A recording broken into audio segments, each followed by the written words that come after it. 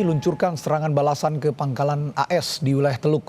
Lalu apa makna serangan ini dan bagaimana ini memengaruhi negosiasi antara AS dan Iran? Kita bahas bersama pengamat hubungan internasional Universitas Parahyangan Kisino Bawono dan peneliti Asia Middle East Center Pizarro Gozali. Selamat malam Mas Kisino, Mas Pizarro. Selamat malam Mas Radhi, sehat selalu. Baik, saya ke Mas Kisino dulu. Mas Kisino, dari serangan ini pesan atau sinyal apa kira-kira yang ingin disampaikan Iran kepada Kuwait dan sekutu Amerika Serikat di Timur Tengah? Oke, jawaban saya kalau ditanyain gitu ya, pesan apa yang ingin disampaikan Iran, saya mungkin jawabannya akan berkaca dari serangan balasan Iran di awal periode perang ini gitu ya. Oke. Mereka mengklaim bahwa awalnya serangan-serangan itu sebagai bentuk balasan serangan kepada aset-aset Amerika Serikat di kawasan. Karena ya kalau kita bicara kondisinya, Iran tidak bisa menyerang Amerika Serikat di mainland-nya, maka kemudian mana yang bisa mereka serang ya, maka aset-aset di kawasannya, yang itu berarti ada di kawasan, ada di negara-negara sekitarnya, gitu ya, yang kemudian terdampak. Di sisi lain, saya juga melihat bahwa Iran ini ingin menunjukkan bahwa mereka masih bisa melawan, karena kan proses negosiasi masih jalan, gitu ya. Dan saya percayanya gini, ketika dalam proses negosiasi Anda menunjukkan desperation, Anda menunjukkan keputusasaan atau kelemahan, kemungkinan Anda untuk kemudian didikte dalam proses negosiasi itu jadi lebih tinggi. Nah, Iran ingin menunjukkan bahwa kita masih bisa balas kok, kita belum sedesperate itu sehingga kita tidak ingin mencegah untuk mereka didikte dalam proses negosiasi ini. Paling tidak itu di muka publiknya. Lalu yang kemungkinan terakhir pesannya adalah basically menawari atau memberikan ancaman kepada negara-negara di kawasan bahwa ya janganlah lagi menjadi perpanjangan tangan dari Amerika Serikat. Karena ya mau tidak mau aset mereka yang aset AS di kawasan yaitu yang digunakan oleh AS untuk menyerang ke Iran. Saya rasa jawabannya begitu. Oke, baik. Tapi begini, saya ke Pak Mas Pizarro. Dibandingkan dengan awal-awal serangan, Mas Pizarro, Anda melihat bagaimana pertahanan negara-negara Teluk sekarang? Apakah memang jadi lebih rapuh sekarang ini? Iya, sebenarnya Mas Radhi ya, ini serangan yang dilakukan oleh Iran, sebenarnya ini juga nggak lepas dari grand design situasi di wilayah Libanon pada hari ini ya, di mana ini yang terbaru bahkan Netanyahu mengancam meminta izin kepada Donald Trump untuk mengebom Beirut ya, sebagai alasan untuk menumpas Hizbullah. Jadi serangan yang dilakukan Iran kepada wilayah Kuwait sebagai basis pangkalan Amerika Serikat, saya kira itu juga termasuk dari grand besar tersebut. Karena antara Iran melihat antara Amerika Serikat dan Israel itu satu koin yang sama, itu tidak bisa terpisahkan. Dan ini kan pelanggaran gencatan senjata seperti itu. Makanya kemudian mereka melakukan serangan kepada Kuwait dan memang situasi negara-negara Timur Tengah hari ini memang rapuh ya. Makanya kan satu persatu udah mulai nggak mau tuh dijadikan tempatnya sebagai basis serangan. Saudi, Prince Sultan seperti itu, kemudian Qatar itu juga sama. Hingga kemudian akhirnya serangan itu mengarah ke Kuwait karena Iran menilai bahwa Kuwait basisnya Air Salam itu masih menjadi basis serangan dilakukan Amerika Serikat kepada Iran. Oke. Saya kembali ke proses negosiasi yang tadi disinggung juga, sempat disinggung oleh Mas Kisino. Ini dampak terhadap negosiasi AS Iran. Bagaimana kira-kira serangan ini mempengaruhi proses negosiasi saat ini antara Amerika Serikat dan juga Iran, termasuk pembahasan perpanjangan ceasefire 60 hari ya, pembukaan Strait of Hormuz dan juga isu-isu soal nuklir, soal uranium dan sebagainya. Apakah ini akan memperlambat atau malah mempercepat kesepakatan, Mas Kisino? Oke. Terkait apakah mempercepat atau memperlambat, ini hanya Tuhan yang tahu, atau at least di balik layar gitu ya. Karena saya pikir pihak Iran maupun Amerika Serikat, atau bahkan juga dalam hal ini Israel, mereka tidak menunjukkan kelemahannya di publik mereka masing-masing, atau bahkan paling tidak ke umum gitu ya. Karena mereka butuh menjaga image, sehingga mungkin itu akan hanya terekspos di backroom deals. Maka kemudian apa yang terjadi ke depannya, entah diperlambat atau dipercepat gitu ya, tapi yang jelas proses perundingan ini jadi fragile. Secara umum kondisinya akan tetap rapuh sih. Karena apa? Karena kemungkinan untuk kemudian ada eskalasi lagi itu selalu mungkin terjadi. Karena kita, tadi juga menyambung omongannya Mas Pizarro gitu ya, bahwa dalam hal ini kita tidak hanya bicara tentang Amerika Serikat dan Iran, tapi kadang juga harus menyinggung Israel. Gitu ya. Karena ya harus diungkapkan lagi bahwa ada kekuatan lobby dari Israel untuk kemudian mempengaruhi keputusan yang diambil di Gedung Putih, yang mana entah itu untuk berperang atau tidak berperang. Dan dalam hal ini saya melihat ini masih fragile. Walaupun juga ada kabar gembira gitu ya, bahwa menurut Al Jazeera, Menlu Araghchi dari Iran itu menyatakan bahwa proses negosiasi masih jalan kok, walaupun ada hostilities, walaupun kondisinya tidak ideal. Walaupun di sisi lain juga ada klaim yang agak negatif dari Fox News. Mereka mengklaim satu media namanya Iran International. Ini saya juga masih ragu bisa dipercaya atau tidak karena ini juga Fox News gitu ya. Presiden Iran Masoud Pezeshkian itu katanya mengajukan surat pengunduran diri. Nah ini masih harus ditunggu apakah benar terjadi atau enggak. Karena kalau memang benar dia mengundurkan diri, artinya ada goncangan di politik domestik Iran. Dan kalau itu disetujui oleh Mujtaba Khamenei, nah nanti kita juga harus melihat ke depannya yang menggantikan beliau itu orang yang lebih keras atau orang yang lebih lunak. Karena nanti pasti akan mempengaruhi proses perundingannya. Oke. Iya, tadi kan oleh Mas Pizarro diakui ya bahwa sistem pertahanan ataupun pertahanan negara-negara Teluk ini vulnerable, rentan gitu. Nah, bagaimana yang ini saya tanyakan sekarang, bagaimana ini mengaruhi persepsi kekuatan Iran di mata aktor-aktor regional seperti yang Anda sebutkan tadi, Saudi Arabia, Uni Emirat Arab, atau bahkan Israel sendiri yang masuk juga masuk kategori negara Timur Tengah. Apakah ini memperkuat atau justru melemahkan posisi Iran? Iya, kalau kita lihat Iran tampaknya dia sudah tidak lagi punya banyak pilihan selain melakukan perang. Karena jangan lupa Mas Radit, tekanan hawkish ya, kelompok-kelompok garis keras di Iran itu bahkan sebenarnya itu menolak negosiasi. Karena mereka punya trauma berkali-kali negosiasi, berkali-kali diplomasi, itu kemudian teruntuh dan bahkan dikhianati sepihak oleh Amerika Serikat. Saya kira kemudian itu yang membuat Iran kemudian meningkatkan kapasitas militernya untuk bertarung secara panjang. Dan problematikanya ialah ketika negosiasi ini berlangsung antara Iran dengan Amerika Serikat, ingat Mas Radit, itu tidak hanya bicara tentang Trump. Kalau Trump seringkali mengulang, repetisi mengatakan saya membutuhkan kemenangan untuk dijual di publik Amerika Serikat, itu publik Amerika Serikat itu bisa 3 layar tuh Mas Radi. Pertama, Partai Konservatif Republik yang selama ini sangat keras kepada Iran dan tidak mau ada diplomasi yang menguntungkan Iran. Kedua, donor-donornya Donald Trump seperti IPAC ya, kelompok-kelompok lobby pro-Zionis yang selama ini sudah berinvestasi bagi kemenangan Donald Trump, sudah berinvestasi bagi kemenangan Republik, dan dia butuh konsesi di mana kemudian Iran itu benar-benar dilumpuhkan. Dan ketika sekutunya Amerika Serikat itu Netanyahu gitu. Ini juga menjadi hal yang bermasalah gitu. Karena serangan yang dilakukan sekarang Netanyahu kepada Lebanon itu jelas-jelas upaya mensabotase agar tidak terjadi kesepakatan Amerika Serikat dengan Iran. Ingat, bagi Iran kesepakatan antara Iran dengan Amerika Serikat itu include Lebanon, itu include Hizbullah. Ketika kemudian serangan yang dilakukan antara Israel kepada Hizbullah dilakukan bombardir, maka kemudian itulah yang dilakukan Iran juga untuk melakukan serangan balasan kepada Amerika Serikat. Oke. Kembali ke serangan yang menargetkan pangkalan militer AS di Kuwait. Mas Kisino, Iran kan mengklaim serangannya menargetkan pangkalan militer AS di Kuwait ya. Tapi alih-alih ini serangan yang memberikan dampak yang vulnerable terhadap negara-negara Timur Tengah termasuk juga Kuwait. Kuwait ini menyebut Iran melanggar kedaulatan katanya begitu. Nah, akankah ini pihak yang terlibat dalam perang ini justru akan semakin meluas, tidak hanya AS dan Israel saja, tapi meluas ke negara-negara lain di Timur Tengah? Oke. Apakah ini akan meluas ke negara-negara lain gitu ya? Jawaban saya sementara itu masih kecil karena saya berasumsi bahwa negara-negara di kiri kanan dari Iran ini cukup rasional. Mereka punya perhitungan bahwa kalau mereka ikut perang kali ini melawan Iran bersama Israel, bersama Amerika Serikat, nanti cost and benefit-nya kayak apa? Biaya dan keuntungannya kayak apa? Saya melihat bahwa sekarang kondisinya ini masih sangat costly, tapi tanpa benefit yang jelas. Perang ini nggak tahu sampai kapan akan selesainya. Ini bisa jadi kayak Irak 2.0 gitu ya.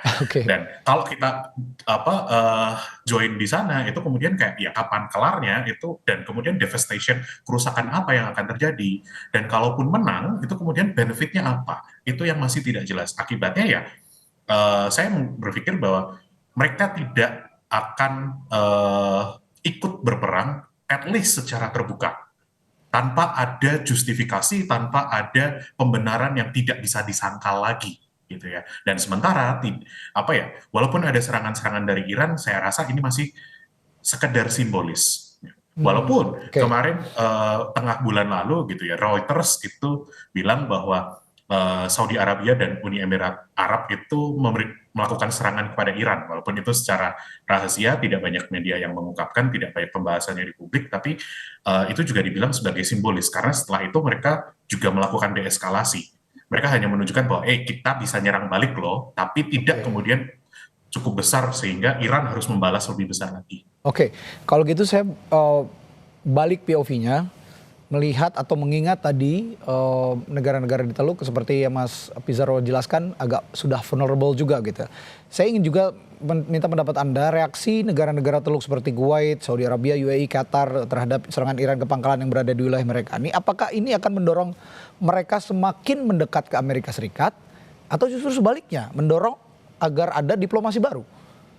Iya, begini Mas Radi, kalau kita bicara negara Teluk, saya kira ada dua diferensiasi atau dua tipe negara-negara Teluk pada hari ini.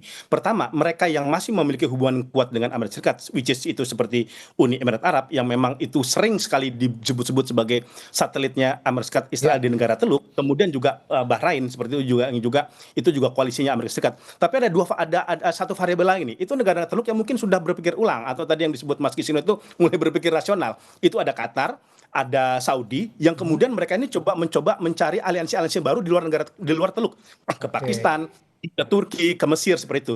Saya kira Saudi dan Qatar itu belajar ketika perang pertama di mana terjadi eskalasi sangat besar, mereka terkena dampak yang begitu besar Mas Radi, tapi tidak ada konsesi yang diberikan Amerika Serikat kepada mereka. Pangkalan kan kalau gini loh, kalau di pangkalan Amerika Serikat di Saudi itu jangan dibilang itu terpisah sama pangkalan udaranya Saudi itu sama-sama di Prince Sultan seperti itu wilayah di Prince Sultan itu jadi wilayahnya Saudi juga. Jadi ibaratnya itu Iran nyerang Soekarno Hatta, kata itu misalkan ada pangkalan militer Amerika situ, tapi yang kena dampak tuh kita juga Indonesia. Nah seperti itu loh. Nah itu konsep kayak gitu. Jadi itu yang membuat kemudian Saudi, Qatar itu tidak lagi sekarang kan seperti tidak mencoba menghambat atau tidak memberikan akses bagi Amerika Serikat di mana pangkalan udaranya itu dipakai untuk nyerang Iran. Which is kan sekarang Mas Radi, serangannya Iran itu fokusnya pada dua doang tuh, ke Kuwait, ke Uni Emirat Arab. Tetapi sama Qatar udah ada komunikasi dengan Iran dan Iran juga sudah mengunjungi Qatar seperti itu. Nah, jadi kalau saya begini, ini divided memang negara-negara Teluk ini. Di sisi ada Uni Emirat Arab yang masih istiqomah dia mendekat kepada Amerika Serikat, tapi ada yang mulai udah berselingkuh ya kepada Cina, kepada Turki, itu Saudi dan juga Qatar. Nah, saya kira itu kondisi yang terjadi sekarang di negara-negara Teluk yang kemudian juga makanya kan dukungan Amerika Serikat lagi nggak begitu kuat juga tuh negara-negara Teluk untuk melakukan serangan kepada Iran karena sebagian besar negara itu udah merasakan hanya dijadikan tempat korban serangan yang dilakukan oleh Iran kepada pangkalan mereka. Ya, meskipun demikian juga kan Iran punya pembenaran ataupun alibi lah ya. Mengapa Iran menyerang pangkalan Amerika Serikat di Kuwait? Karena beberapa hari sebelumnya atau baru kemarin saja ya, di Iran Selatan, Amerika Serikat juga melancarkan serangan. Tapi di sisi lain Kuwait mengatakan bahwa kami juga punya kedaulatan meskipun ada pangkalan militer Amerika Serikat di situ gitu. Saya ingin tanyakan juga ke Mas Kisino, kalau dari sisi hukum internasional tapi sekarang perspektifnya, apakah ini melanggar hukum internasional? Kasarnya begitu. Karena Iran ini menyatakan langkah ini untuk pengaruh Amerika Serikat di wilayah Teluk. Apakah ini melanggar hukum internasional, Mas Kisino? Sebab Iran menyatakan langkah ini untuk pengaruh Amerika Serikat di wilayah Teluk. Dan seberapa kuat juga argumentasi Iran ini? Oke, saya harus berikan disclaimer atau sangkalan bahwa saya memang pengamat HI, spesialisasi Timur Tengah, khususnya Israel Palestina. Tapi saya tidak punya keahlian khusus terkait hukum internasional. Hukumnya ya, oke. Ya, jadi walaupun jawaban saya kemudian untuk pertanyaan itu, ini jelas melanggar hukum internasional. Dalam hukum internasional dan norma internasional, serangan antar negara itu tidak diperbolehkan. Niatnya kenapa ada hukum, kenapa ada organisasi internasional adalah kalaupun ada konflik, kalaupun ada perselisihan diselesaikan dengan proses negosiasi. Nah, cuma kan dalam hubungan internasional dan politik internasional kita kenal bahwa perang adalah perpanjangan dari proses diplomasi. Gitu, kan? Jadi ya to an extent itu realita yang terjadi bahwa ada perang, ada serangan, walaupun hukum berkata tidak. Karena kalau bedanya dalam konteks hukum internasional gitu ya dengan hukum nasional atau domestik di sebuah negara, kalau ada pelanggaran di hukum domestik, orang cuma tinggal bisa telepon ke aparatur seperti polisi, lalu kemudian ada proses hukum selesai gitu ya. Tapi kalau dalam hukum internasional, politik internasional, tidak ada yang kemudian kita bisa telepon bahwa halo ada pelanggaran, lalu kemudian ada negara, ada organisasi internasional yang kemudian menghukum pelanggar ini, kan tidak ada gitu. Jadi tidak semudah itu konteksnya. Lalu kemudian kalau seberapa kuat argumen Iran, ya saya rasa ini kemudian jawabannya adalah seberapa besar kita percaya dengan narasi-narasi yang diberikan oleh Iran. Kalau kita percaya dengan narasi mereka, sehingga ya uh, serangan mereka itu justified, bisa dibenarkan walaupun melanggar hukum internasional, ya maka kita bisa bilang itu kuat. Nah, cuma secara pribadi saya melihat bahwa ya dalam rangka politik ini hukum kadang harus dilanggar dan ya itu Ya, realita ya, yang mereka ya. percaya Oke. gitu. Konteks politik dan konteks hukum yang sama-sama tidak tidak bertolak belakang tapi tetap bersinggungan begitu ya. Yang tampak pada konteks serangan Iran di Kuwait ini. Tapi bicara soal serangan, Mas Bizarro, ada satu cerita yang menarik yang tersisa.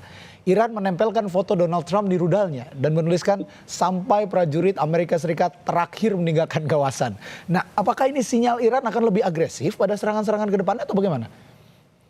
Iya, pertama jangan lupa Mas Radi bahwa Polugri Iran setelah era revolusi 1979 emang itu bahkan menyebut Amerika itu setan besar seperti itu. Jadi ya memang Trump itu dianggap keturunan setan mungkin sama Iran ya, hingga kemudian memang perlu narasi-narasi simbolis karena masyarakat Iran itu sebagian itu ideologis, Mas Radi ya. Ya. Maka dengan menempel kata-kata seperti itu jadi penyemangat bagi warga Iran untuk mempersiapkan terjadi eskalasi besar. Kan bahkan beberapa di media televisinya Iran itu sampai simulasi kokak senjata aja dilakukan. Ya. Kita nggak pernah lihat itu di negara-negara lain, tapi itu di Iran itu terjadi. Dan memang kalau kita lihat salah satu tuntutan negosiasi di Iran itu kan memang ialah tidak ada lagi boleh Amerika Serikat memiliki kekuatan di Timur Tengah atau melakukan serangan kepada Iran. Jadi menurut saya itu pesan memang penegasan ketika di dalam diplomasi itu garis merah bahwa Amerika Serikat tidak boleh lagi menganggap Iran sepele, tidak boleh lagi secara sepongah melakukan serangan kepada Iran dan lain sebagainya, dan mereka siap melakukan pertempuran secara panjang. Saya kira dari narasi-narasi, dan ini kan bukan hal yang baru Mas Ardi, kalau kita lihat polugrinya Iran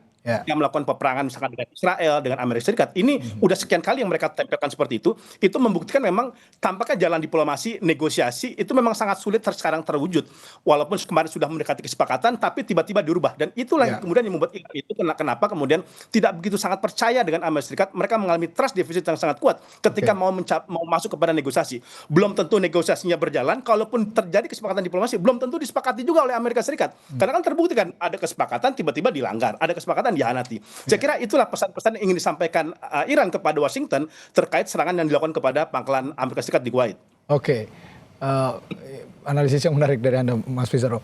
Tapi kembali ke Mas Kisino, sebenarnya seberapa besar pengaruh serangan ini terhadap isu kunci negosiasi? Karena tadi sempat menyinggung soal negosiasi juga, saya tanyakan hal ini. Seperti misalnya program nuklir Iran, pencabutan sanksi dan pelepasan aset Iran yang dibekukan. Seberapa besar pengaruhnya? Saya rasa kalau sekarang kita melihat seberapa besar pengaruhnya, ini masih belum cukup matang gitu ya untuk melihat pengaruhnya. Saya harus ulangi bahwa sekian kali di wawancara saya selalu bilang bahwa eskalasi itu bagian dari negosiasi. Kadang harus menunjukkan bahwa kita belum desperate gitu kan. Nah, jadi ini masih jadi proses negosiasi, ini masih alot, sementara memang laporannya bahwa dua pihak ini masih belum bisa mendapatkan kata setuju titik tengah untuk beberapa isu besar seperti sanksi, seperti aset yang dibekukan, lalu termasuk nuklir dan enriched uraniumnya Iran ini. Jadi sementara saya harus bilang bahwa ini masih harus ditunggu matangnya, karena kita bicara dengan dua rezim yang penuh dengan narasi-narasi yang kadang itu susah dipercaya, penuh dengan klaim-klaim yang cukup extraordinary, sampai nanti pada akhirnya kedua klaim ini kemudian sama. Jadi kayak Amerika bilang bahwa ini gini, Iran bilang hal yang sama, maka itu berarti titik temu sudah terjadi. Tapi sayangnya kita kan belum di poin ini. Betul. Selalu bertolak belakang begitu ya, klaim-klaim yang dilancarkan oleh Amerika Serikat dan juga Iran. Oke, Mas Bizarro, saling serang antara AS dan Iran dan juga Israel ini kan sudah berlangsung kurang lebih 4 bulan lah ya, kurang lebih 4 bulan. Nah, menurut Anda bagaimana perang ini akan mengubah arsitektur pertahanan negara-negara Teluk ke depannya? Meskipun tadi sudah dijelaskan sebenarnya sudah mulai vulnerable arsitektur pertahanan di negara-negara Teluk ini. Iya, ini yang kalau kita lihat ya, sebenarnya tidak hanya dalam konteks terjadi perang Amerika Serikat dan Iran, ketika terjadi genosida Gaza, Mas Radi, itu negara-negara Teluk itu udah mulai berpikir. Mereka tampaknya pertama perlu membuat arsitektur pertahanan mereka. Kedua, tampaknya tidak begitu bisa bergantung lagi kepada Amerika Serikat. Oke. Kasus serangan Israel ke Qatar misalkan, Mas Radi, itu kan benar-benar itu menjadi presiden bagi negara-negara Teluk bahwa ternyata Israel bisa loh nyerang negara-negara Teluk, dia nyerang Doha. Yang pertama, jangan lupa Doha ini masih sekutu Amerika Serikat dan itu tempat negosiator antara Israel dan Hamas. Itu pun diserang, apalagi misalkan negara-negara yang punya kapasitas geopolitiknya nggak sebesar Doha nih, misalkan Bahrain, Ya. misalkan kemudian Oman gitu. Kan Oman ini makanya juga kondisinya sangat kritis gitu. Oman itu kan terjepit oleh dua raksasa gitu ya. Ada Amerika Serikat dan Iran. Makanya Oman itu kenapa dia nggak mau normalisasi sama Israel sama sekarang? Kan itu sangat sangat beresiko bagi mereka gitu. Dan ini kemudian akhirnya beberapa negara-negara Teluk ya, bahkan tadi saya katakan pasca serangan Israel kepada Palestina, itu bahkan sudah mulai berpikir pertama memperkuat al-Susanya, kemudian mencari negara-negara lain yang kira-kira itu bisa saling bekerja sama. Oke. Arab Saudi misalkan bikin fakta pertahanan sama Pakistan tuh. Kenapa Pakistan? Dia punya nuklir gitu ya. Walaupun Pakistan mungkin secara ekonomi itu tidak sekuat Saudi, tetapi dia punya nuklir. Kemudian sekarang misalkan Turki udah mulai mengundang negara-negara Teluk untuk join kepada pertemuan NATO. Bukan masuk NATO-nya Mas Radi, tapi masuk kepada pertemuan-pertemuan NATO. Karena kan Turki kita the biggest second troop ya kan Yes. di wilayah di sana gitu. Dan ini saya kira ini yang membuka cakrawala negara-negara Teluk bahwa bukan tidak mungkin setelah selesai Iran nih, bukan tidak mungkin itu Mas Radi, itu bisa nyerang negara-negara mereka. Misalkan Israel sudah bilang Turki bisa menjadi Iran yang baru untuk dijadikan sasaran serangan oleh Israel. Makanya Israel itu bahkan ketika terjadi genosida Gaza, dia udah memperkuat anggaran pertahanan ya untuk kemudian kalau kemungkinan ada pecah potensi perang nih antara Israel dengan Turki itu di wilayah Suriah seperti itu.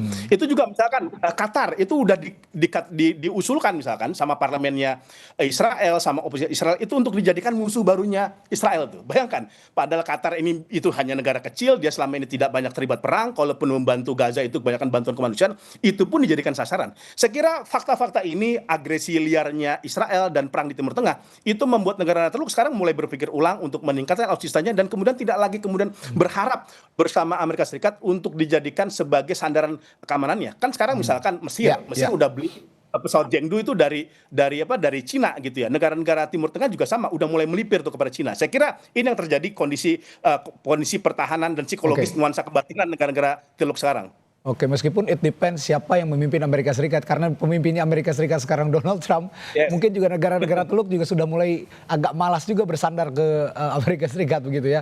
Beda cerita nanti kalau memang setelah ada pemimpin yang baru mungkin akan kembali bisa menjalin kerjasama dengan Amerika Serikat, negara-negara Teluk. Baik, perspektif yang menarik dari kedua narasumber saya. Terima kasih Mas Kisino Bawono, pengamat hubungan internasional Universitas Parahyangan dan peneliti Asia Middle East Center Pizarro Ghazali. Selamat malam Bapak-bapak, selamat beristirahat, sampai jumpa kembali. Oke, terima kasih.